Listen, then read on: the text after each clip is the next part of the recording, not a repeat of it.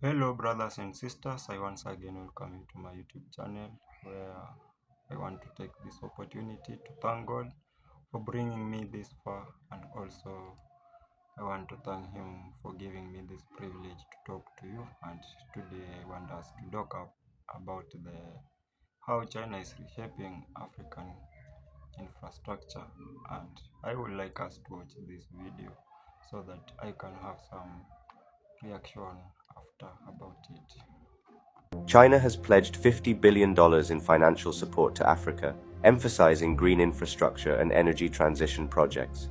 Key initiatives include modernizing the Tazara Railway connecting Zambia and Tanzania, electric vehicle production and nuclear cooperation in Nigeria, and expanded renewable energy cooperation with South Africa. This strategic pivot reflects China's adaptation to changing dynamics. By focusing on green energy, China leverages its technological advantages in renewables while addressing African development needs. This approach serves multiple objectives: creating markets for Chinese green tech exports, securing the critical mineral supply chains required for these technologies, and maintaining Chinese influence on the continent.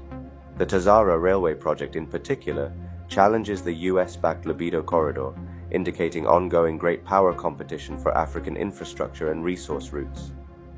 Subscribe to stay informed with more stories on geopolitics.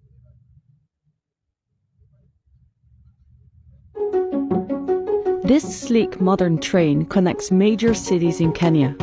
Funded largely by China, the Kenya Standard Gauge Railway began operations in 2017. From gleaming railways to state-of-the-art highways, ports and power plants, Chinese investments have reshaped the African landscape. Like Kenya's landmark railway, many of these projects were financed by Chinese entities, participating in Beijing's Belt and Road Initiative. Since this initiative to improve connectivity and cooperation was launched in 2013, it has grown rapidly across the African continent. 53 out of 54 African countries have a memorandum of understanding with China on the Belt and Road Initiative. But China's current economic slowdown, coupled with the prospect of Western trade restrictions and the uncertainties posed by a new US administration, have prompted a recalibration of economic ties between China and African nations.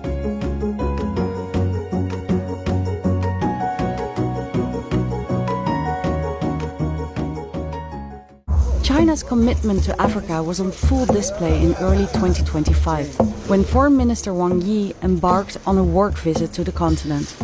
The foreign minister will always make a trip to the African continent at the beginning of the year, and they will usually pick between 4 and 5 countries to go to. It's a tradition that's been ongoing for about 35 years. In 2025, Wang visited Namibia, the Republic of Congo, Chad and Nigeria. In mineral-rich Namibia, he emphasized the nation's mutually beneficial economic ties.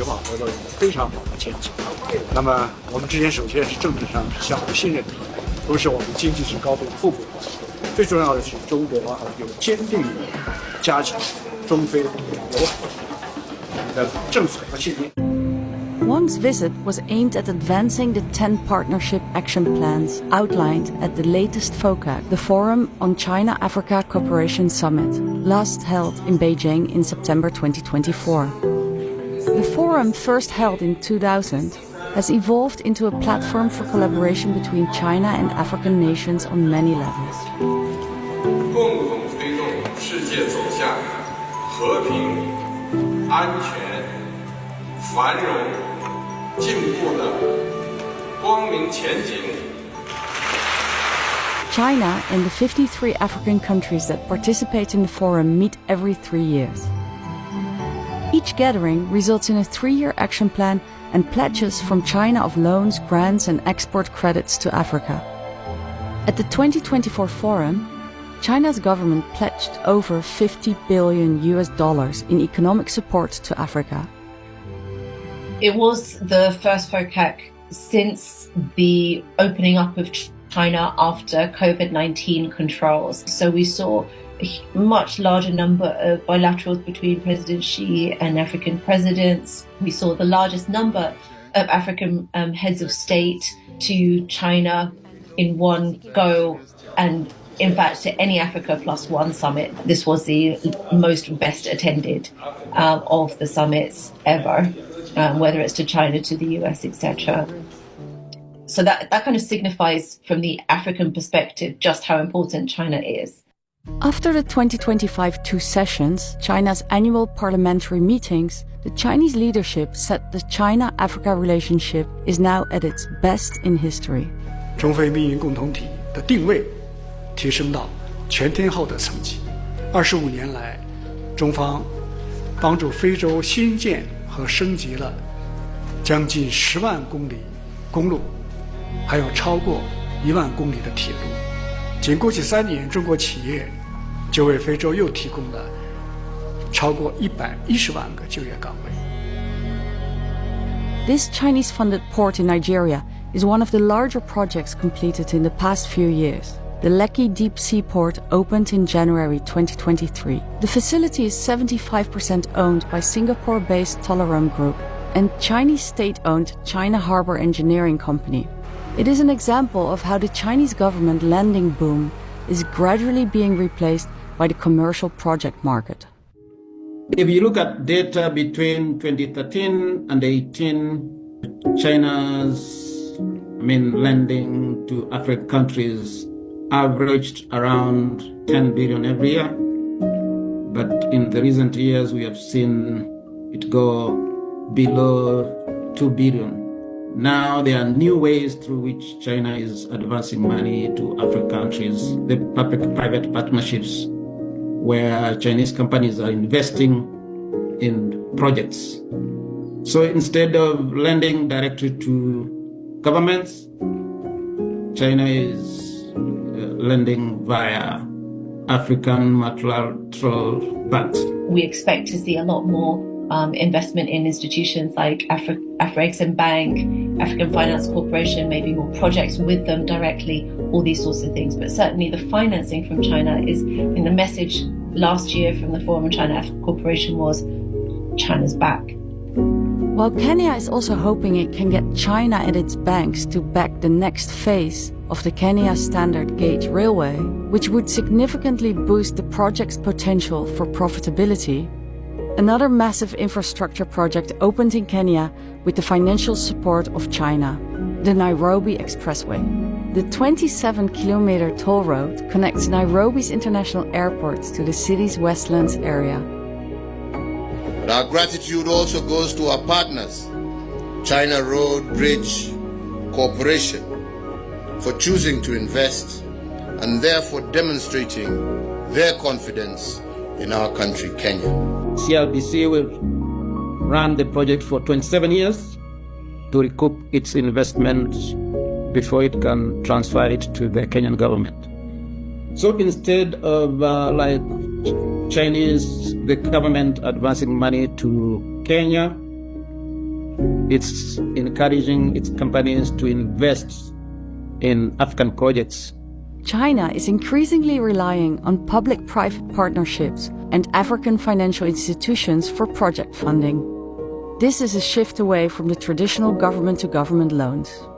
China had been accused of, by mostly Western countries, that it was advancing a lot of money that some of those countries could not repay.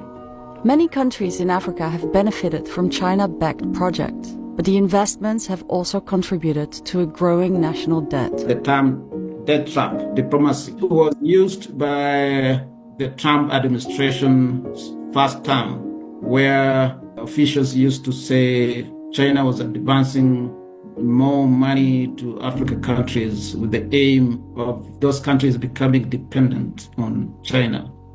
While debt sustainability is a concern, many African leaders see China-backed projects as essential for modernization.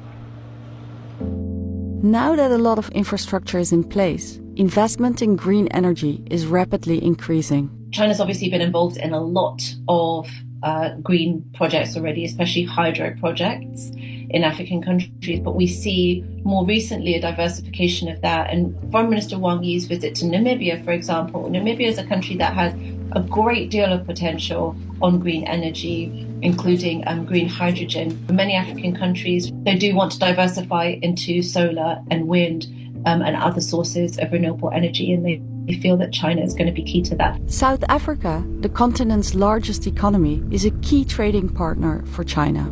Traditionally, Chinese companies have invested heavily in South African mining, but more recently, advancement of the manufacturing sector is on the agenda.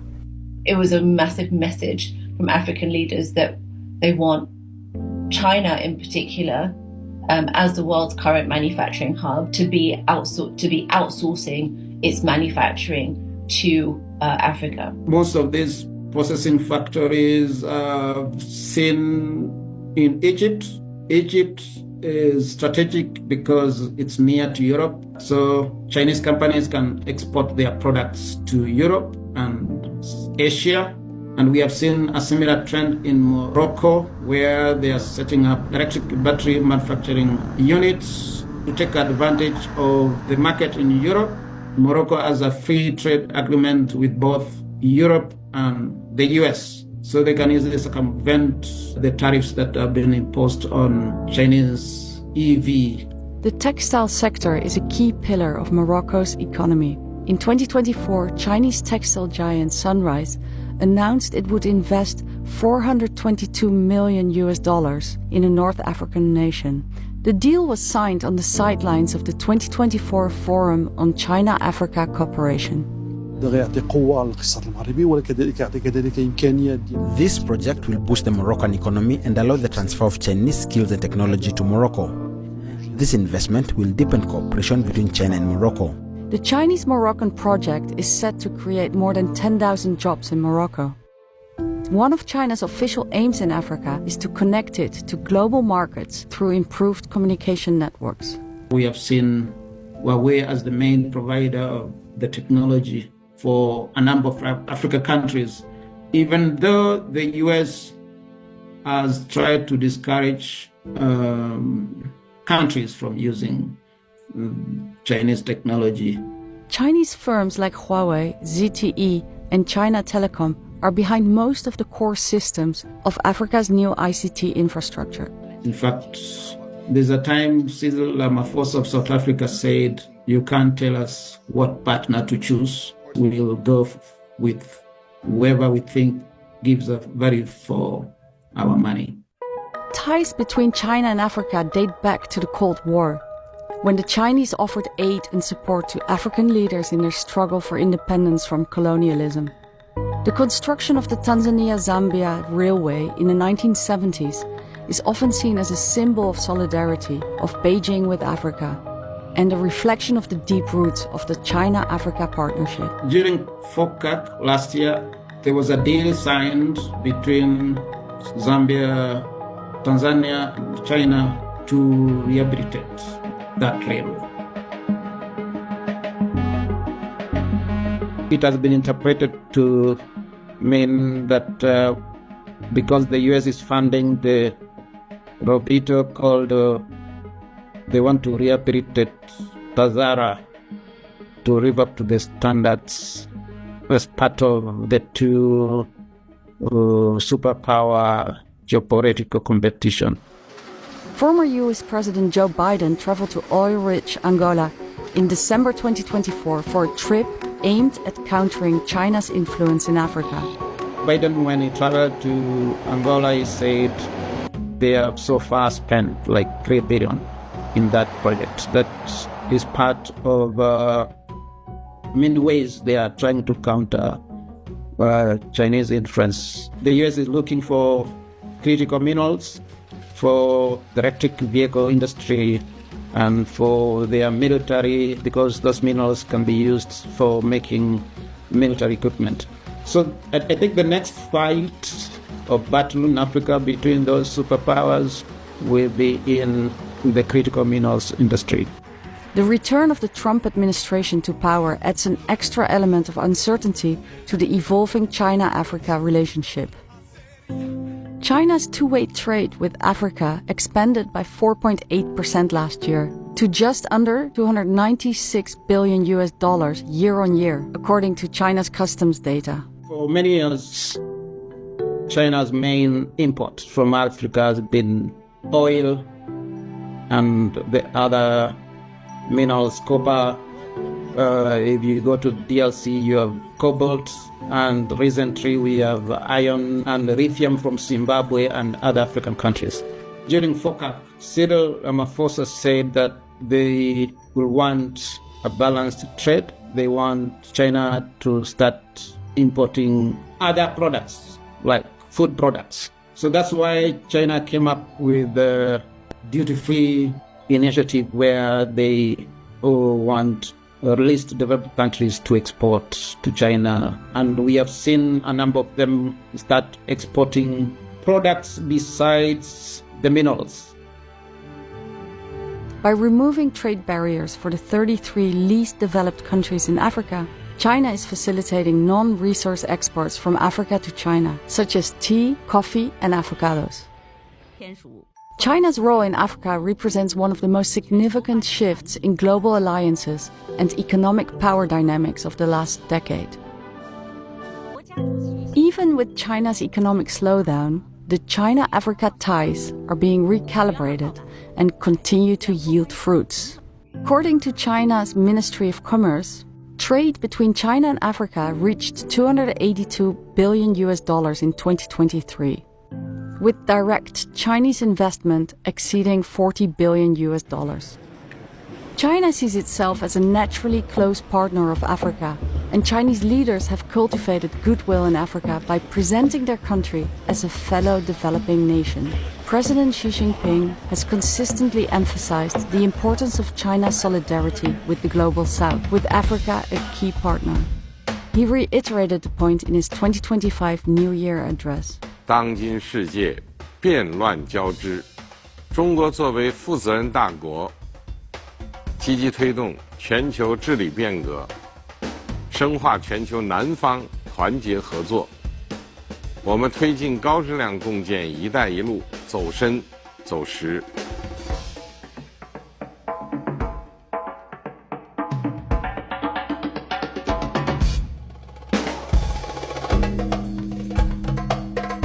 Ties with Africa, becoming the continent's largest trading partner and a major source of financing and construction.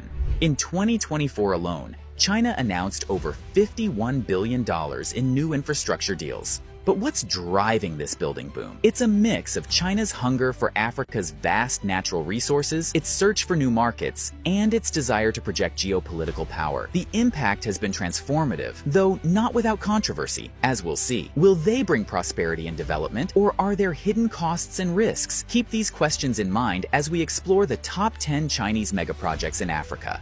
Kicking off our list at number 10 is the impressive Subre hydroelectric power station in Ivory Coast. Situated on the mighty Sassandra River, this colossal dam boasts a generating capacity of 275 megawatts, enough to power over 200,000 Ivorian homes. The project, which cost a total of $572 million, was largely financed by China, with the Export-Import Bank of China providing 85% of the funding. Sinohydro, a Chinese state-owned hydropower engineering and construction company, completed the dam in 2017, overcoming challenges such as difficult terrain and heavy rainfall during the construction process. The Subre Dam is a significant step forward for Ivory Coast's energy independence. Before its construction, the country relied heavily on energy imports from neighboring countries. Now, with this homegrown power source, Ivory Coast is better positioned to meet its growing electricity demands and even export surplus power. Sailing into the number 9 spot is the Walvis Bay Container Terminal Expansion Project in Namibia. This $300 million mega project, masterfully executed by China Harbor Engineering Company, reached completion in 2019 after nearly 4 years of construction. The project involved dredging the port's navigation channel, reclaiming 40 hectares of land from the sea, and constructing a new 600-meter quay wall. The results are impressive. The port's annual handling capacity has skyrocketed from 350,000 TEU to 750,000 TEU. That's the equivalent of 750,000 standard 20-foot shipping containers. That's about the same as the Port of Valencia in Spain, Europe's 5th busiest container port. To put this into perspective, if you lined up all those containers end to end, they would stretch from New York City to Los Angeles and back again. But why is this project so significant? For starters, it positions Walvis Bay as a key trade hub for the Southern African region. With its increased capacity and efficiency, the port can now accommodate larger vessels and handle more cargo, boosting Namibia's import and export potential. Interestingly, the Walvis Bay expansion is just one piece of a larger puzzle. It's part of the Walvis Bay Corridor Group initiative, which aims to develop a network of transport routes linking Namibia to its landlocked neighbors like Botswana, Zambia, and Zimbabwe. By improving regional connectivity, this project could help unlock trade and economic growth across Southern Africa. At number 8, we have Egypt's new administrative capital. This colossal $45 billion project is essentially building a new mega city from scratch. Located just 45 kilometers east of Cairo, this ambitious development will sprawl across 700 square kilometers. That's about the size of Singapore. China is heavily involved in both the financing and construction of this ambitious endeavor, with Chinese companies like China State Construction Engineering Corporation and China Fortune Land Development Co. playing key roles. The new capital will feature state-of-the-art government districts, cutting-edge financial centers, a sprawling green space larger than Central Park, and even an iconic 1-kilometer tall tower that will redefine Egypt's skyline. Upon completion, this marvel of urban planning is expected to house up to 6.5 million residents, create over 2 million jobs, and ease the pressure on the heavily congested Cairo. It's a project that not only addresses Egypt's rapid urbanization challenges, but also serves as a model for sustainable, smart city development in Africa and beyond. Surging into the number 7 position is Angola's monumental Kakulo Kabasa hydropower project. This titan of a dam, located on the powerful Kwanza River, is set to generate a staggering 2,172 megawatts of electricity, more than double Angola's current installed capacity. With a price tag of $4.5 billion, financed by China's Development Bank, this project is a massive investment in Angola's energy future. Construction giant China Gijoba Group, known for their work on the Three Gorges Dam in China, broke ground on the project in 2017, employing over 10,000 workers and overcoming challenges such as rugged terrain and limited infrastructure in the region. Once operational, the Kakulo Kabasa Dam will not only light up homes and power industries across Angola, but also export electricity to neighboring countries like Namibia and South Africa. It's a project that has the potential to transform Angola into a regional energy hub and drive economic growth throughout Southern Africa. However, as with any large-scale dam project, there are environmental and social concerns to consider. The dam will flood a vast area, potentially displacing communities and impacting local ecosystems. It's crucial that these impacts are carefully managed and mitigated to ensure the project's long-term sustainability. At number 6 spot is Tanzania's ambitious Port of Bagamoyo project. With a projected cost of $10 billion, this megaport is set to transform Tanzania's maritime trade and position the country as a gateway to East Africa. China Merchants Port, a state-owned Chinese company, has taken the lead in financing and developing this project, which is strategically located just 75 kilometers north of Dar es Salaam. Upon completion, the port is expected to have an annual capacity of 20 million TEU. That's more than 7 times the container volume handled by the Port of Mombasa, currently East Africa's largest port. To give you a sense of scale, 20 million TEU is roughly equivalent to the combined container throughput of all African ports in 2019. The Port of Bagamoyo is not just a game changer for Tanzania. It has the potential to reshape trade flows across the entire East African region, connecting landlocked countries like Uganda, Rwanda, and Burundi to global markets. While the project has faced some delays due to financing challenges and environmental concerns, It remains a key priority for Tanzania's government. The port of Bagamoyo could reshape the economic landscape of East Africa for decades to come. At the number 5 spot is Nigeria's Lagos-Ibadan Railway. This 156-kilometer standard gauge railway line, constructed by China Civil Engineering Construction Corporation, came with a price tag of $1.5 billion. Completed in 2021 after several delays, the railway now connects 2 of Nigeria's most populous and economically vital cities, Lagos and Ibadan. The journey, which previously took several hours by road, can now be completed in just over 2 hours by train, with trains running at speeds of up to 150 kilometers per hour. But why is this railway so significant? For starters, it's a major upgrade from the old, narrow gauge line that dated back to the colonial era. That line was slow, inefficient, and prone to frequent breakdowns. In contrast, the new standard gauge railway is faster, smoother, and more reliable. Moreover, the Lagos-Ibadan Railway is just the first phase of a much larger project, the Lagos-Kano Standard Gauge Railway. This ambitious initiative aims to connect Nigeria's economic heartland in the south with its populous northern regions, stretching over 1,100 kilometers. By improving connectivity and reducing transportation costs, the railway could be a game changer for Nigeria's economy. At the number 4 position is another Nigerian mega project, the Mambilla Hydroelectric Power Project. This behemoth of a dam, located on the picturesque Donga River in Taraba State, is set to generate a staggering 3,050 megawatts of electricity upon completion. That's enough to power millions of Nigerian homes and meet nearly a quarter of the country's current electricity demand. To give you a sense of scale, the Mambilla Dam will generate 1.5 times more electricity than the famous Hoover Dam in the United States. With a hefty price tag of $5.8 billion, Chinese construction giant Sinohydro has taken on the challenge of bringing this project to life in partnership with several Nigerian companies. Sinohydro, known for their work on the massive Three Gorges Dam in China, brings a wealth of experience to the table. Construction began in 2018, and the dam is expected to be fully operational by 2030. At number 3 position we have Addis Ababa Djibouti Railway.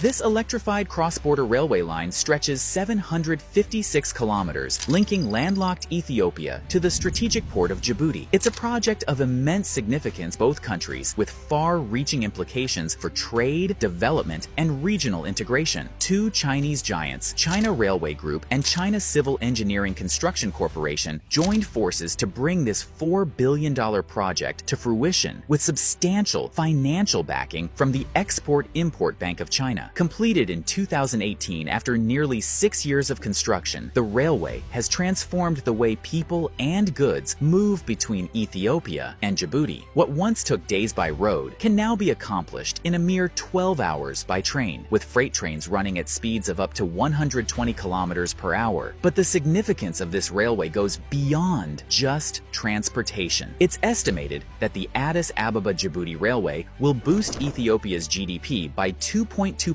annually, create over 20,000 jobs, and reduce the cost of doing business in the region. For Ethiopia, a country with a population of over 110 million and one of the fastest growing economies in Africa, this railway is a game changer that will help drive industrialization, attract foreign investment, and deepen regional integration. For Djibouti, the railway is a key part of its strategy to position itself as a regional logistics hub. At number 2 spot is the magnificent Maputo-Katembe Bridge in Mozambique. This engineering marvel, constructed by China Road and Bridge Corporation, holds the prestigious title of Africa's longest suspension bridge, stretching an incredible 3 kilometers across the Maputo Bay. The $785 million project, inaugurated in 2018 after 4 years of construction, has connected the capital city Maputo with Katembe district across the bay. Before the bridge, the only way to cross was by ferry, a slow and often unreliable process that could take hours. Now, the journey takes just minutes, opening up new opportunities for commerce, commuting, and tourism. The bridge is capable of handling up to 1,500 vehicles per hour, but the impact of this bridge goes beyond just saving time. It's estimated that the Maputo-Katembe Bridge will boost Mozambique's GDP by 3%. For the people of Katembe, a district that has long been isolated from the economic heart of Mozambique. This bridge is a lifeline that connects them to opportunities and a better future. And at number 1 position, we have the Nairobi-Mombasa Standard Gauge Railway in Kenya. This 472 kilometers railway line, affectionately known as the Madaraka Express, has revolutionized transportation in East Africa's largest economy. Built by China Road and Bridge Corporation at a cost of $3.2 billion, with 90% of the funding coming from the Export-Import Bank of China, this railway has slashed travel times between Nairobi and Mombasa from over 10 hours to just 4.5 hours. But the significance of this project goes beyond just saving time and stimulate the growth of new industries along the corridor. It's a project that has the potential to transform Kenya into a regional transportation hub and a gateway to East Africa. But there's more to this story than just economics. Some experts believe that the railway is part of China's broader strategy to increase its influence in Africa, a modern-day Silk Road that will deepen trade ties and shape geopolitics for decades to come. Regardless of the geopolitical implications, one thing is clear. The Nairobi-Mombasa Standard Gauge Railway is a game-changer for Kenya and a symbol of Africa's infrastructure renaissance. It's a project that not only connects cities, but also connects people to opportunities and a brighter future. From the deserts of Egypt to the ports of Tanzania, China's investment in Africa, totaling trillions of dollars, is a strategic move that intertwines economic growth with geopolitical influence. By funding infrastructure projects across the continent, China not only secures access to vital natural resources, but also strengthens its diplomatic ties with African nations. So, welcome back to the channel, and this is what I have found about China reshaping African infrastructure. And Chinese infrastructure investment in Africa are reshaping the continent by improving connectivity and stimulating economic activity, but also raise concerns about transparency and potential debt burdens. China's Belt and Road initiatives has spurred significant infrastructure projects like railways, roads, and ports, which can lead to both benefits and challenges for African nations. And this is how China is reshaping Africa. Number 1 is massive scale of infrastructure projects. Since early 2000s, Chinese firms have drastically expanded African infrastructure, built or upgraded over 10,000 kilometers of railway, 1,000 bridges, and almost 100 ports and 66 kilometers of power transmission lines, and also developed communication infrastructure, almost 150,000 kilometers of backbone network serving around 700 million devices, and also added a 120 kilowatts in power generating capacity. And number 2 is flagship transport projects, where Addis Ababa to Djibouti Railway, a state-of-the-art standard gauge railway line from Addis Ababa to Djibouti port, financed via a 3 billion sterling pounds Chinese loan and spanning over 700 kilometers. Kenya's Mombasa to Nairobi Standard Gauge Railway (SGR) improved logistics dramatically, moving millions of containers and passengers, creating over 74,000 job opportunities and contributing a 2% to Kenyan GDP. Tanzania to Zambia Railway Tazara, a 1.4 billion pounds Chinese-backed rehabilitation under a Triple P model, which renewed focus on efficiency and rolling stock modernization. And number 3 is port, roads, and regional connectivity, where China has financed and built modern ports across Africa, such as a Cameroon Kiribi deep sea port and Kilwa fishing harbor in Tanzania, and road networks are also expanding, including focuses on Kenyan highway bypass and logistics hubs like Naivasha to Malaba and Eldoret bypass, financed partly by public-private partnership. And concessional loan mix, clean energy and green infrastructure. That is reason number 4 why China is reshaping African infrastructure, and China is playing a pivotal role in powering African energy transition, like Garissa solar power plant in Kenya, 55 megawatts, generating 76 million kilowatts per year, cutting down 64,000 tons of CO2 emission annually. And also have we also have the R wind farm in South Africa, which is Chinese first financed construction and operated wind energy project in Africa, which to over 3,000 households, and also so many other things China has done.